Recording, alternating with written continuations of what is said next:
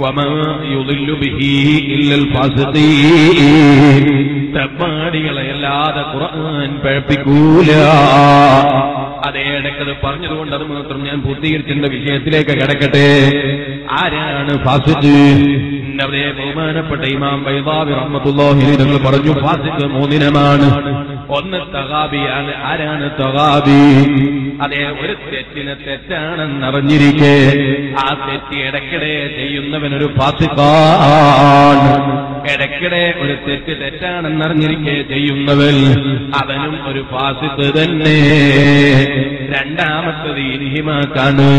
ഒരു തെറ്റ് തെറ്റാണെന്നറിയാം, പക്ഷേ തെറ്റിനെ ഗൗരവത്തിലെടുക്കുന്നില്ല, തെറ്റിനെ ഗൗനിക്കുന്നില്ല.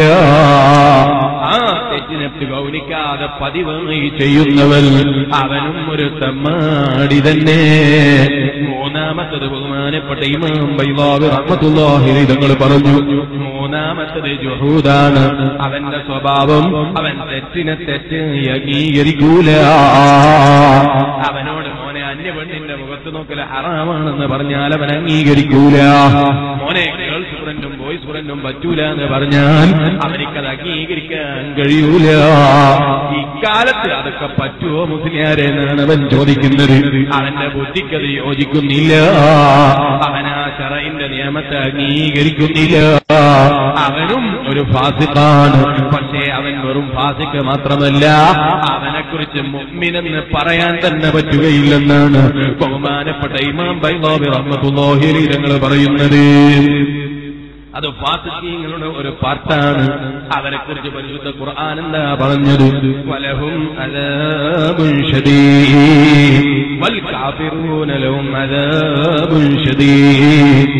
അല്ലാഹുവിന്റെ ദീനിന്റെ നിയമങ്ങളെ അംഗീകരിക്കാതെ ദീനിന്റെ നിയമങ്ങളോട് മോട്ട് കാണിക്കുന്നവൻ, ദീനിന്റെ നിയമങ്ങളെ മാറ്റിമറിക്കുന്നവൻ, ദീനിന്റെ നിയമങ്ങൾ അംഗീകരിക്കാത്തവൻ, പരിശുദ്ധ ദീനുൽ ഇസ്ലാമിനെ അംഗീകരിക്കാത്തവൻ, അവനിക്ക് അല്ലാഹു തആല വല്ലാത്ത ശിക്ഷ തന്നെ തയ്യാറ് ചെയ്തിട്ടുണ്ട്. എന്നാൽ ഒരു കൂട്ടം ആളുകളുണ്ട്, അവരുടെ പ്രത്യേകത എന്താണ്?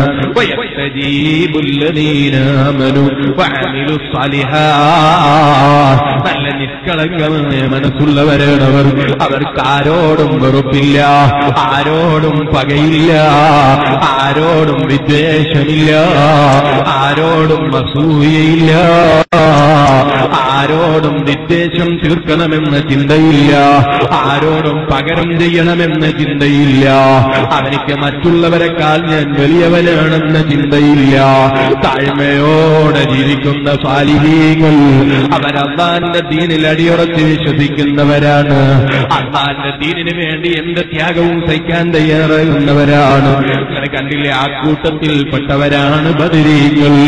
ആ കൂട്ടത്തിൽപ്പെട്ട മഹാന്മാരാണ് ബദർ യുദ്ധം ചെയ്ത മഹാന്മാർ.